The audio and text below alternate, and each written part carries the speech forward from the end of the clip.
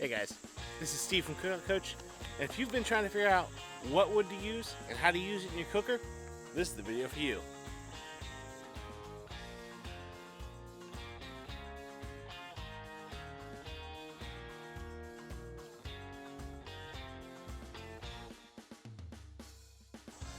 Hey guys, I am Steve from Cookout Coach, where we're all about trying to help you take your barbecue to the next level no matter what you need. Today we're going to be covering a basic subject where you've decided at your next cookout you want to infuse some real wood smoke flavor into your meat, so we're going to help show you how to do that. When you go to your local hardware store, big box store, even grocery store, you've usually got several options when it comes to what kind of wood to use, and what you really need to do is match that wood to the cooker that you're using it for. We're going to start today with the biggest pieces that you can buy at the store, and those are wood splits. Now, wood splits are typically what you think of when you think of throwing a log on the fire. It's going to be the biggest piece of wood when it comes to what you cut out of a tree and leave it that size. It's going to produce a lot of smoke, so you need to make sure it's pretty dry, not green. That is, it's had some time to sit out and let the moisture come out of the wood. Now, if you're buying it from a company like B&B or Western where it's already pre-bagged, they usually have theirs kiln dried to where the moisture content is somewhere between 14 to 18%, and that's what you're looking for. When it comes to using splits like these, the biggest mistake I see people make is they try to put too large of a split into a firebox that's not ready to handle it. What I mean by that is, on most of your hardware store smokers, much like my Char Grill or Competition Pro, the firebox isn't that big. And if I were to throw this split into that firebox, there's not enough surface area for this whole log to really catch and get a good fire while staying at a low temperature that I like. So what do you do about that? And turn it into something more like this. At this size, I know that I can put this split on the fire in my smaller offset smoker and it will catch fire entirely.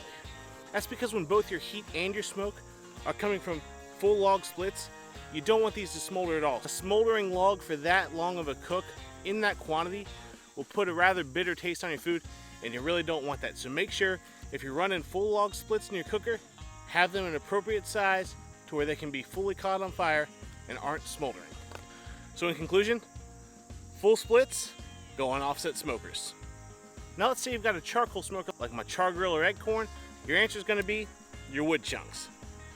Wood chunks are your next size down when it comes to smoking wood. These are going to smolder on your fire. You're going to want these to smolder for a longer time because we're not worried about deriving heat from these. We just want the smoke flavor. Because we're applying these in a much smaller quantity than we are the full splits on our offset cooker, it's okay for these to smolder, and in fact, it's what we want. There's always a lot of differing opinions in the barbecue world on what's the best way to smoke, and there are some people that will tell you that charcoal smokers with wood chunks won't produce as good of a smoke as an offset pit with a full split. I think that statement is really debatable.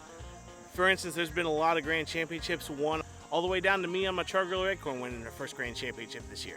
You can produce excellent barbecue using wood chunks on a charcoal fire. Lastly, we've got the small but mighty wood chip.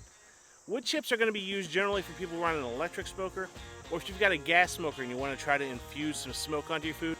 The reason being, with as small as these are, as much surface area as you can get with a handful of them, you can really produce a lot of that smoldering smoke just by applying heat to the outside of all these surfaces, whether it's in a smoker box or as simple as putting a handful of wood chips in a tinfoil ball and poking some holes in it on your gas grill. You can still achieve a great smoky flavor.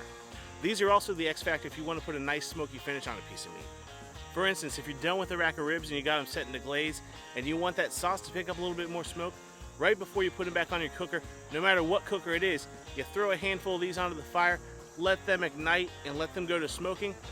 Your sauce, or any liquid on the outside of the meat for that matter, will absorb that smoke like a sponge. So when you use these like that, make sure you've got a good clean fire going. So from big to small, those are typically your options.